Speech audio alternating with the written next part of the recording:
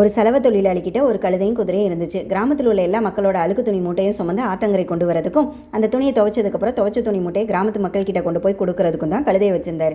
அதே சமயம் சந்தைக்கு பக்கத்து ஊருக்கு அவர் பயணம் பண்ணுறதுக்கு குதிரையை வச்சிருந்தார். ஒரு நாள் வெயில் அதிகமாக இருந்தது.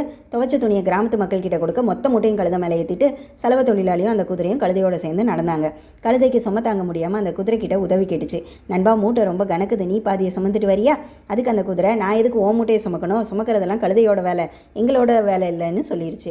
கழுதை வேற வழி இல்லாமல் திரும்பவும் நடக்க ஆரம்பிச்சிருச்சு. கொஞ்சம் தூரத்திலே ரொம்ப சோர்வாகி மயங்கி கீழே விழுந்துருச்சு. துணி மூட்டை மண்ணில் விழுந்து அழுக்காயிருச்சு.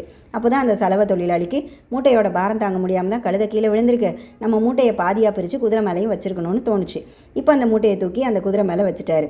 அப்போ தான் அந்த மூட்டையோட பாரம் அந்த குதிரைக்கு தெரியுது. ஆஹா, அந்த கழுதை கேட்கும் போதே உதவி பண்ணியிருந்தா பாதி மூட்டையை தான் சுமந்திருப்போம், இப்போ மொத்தமாக சுமக்க வேண்டியது இருக்கேன்னு வருத்தப்பட்டுச்சு.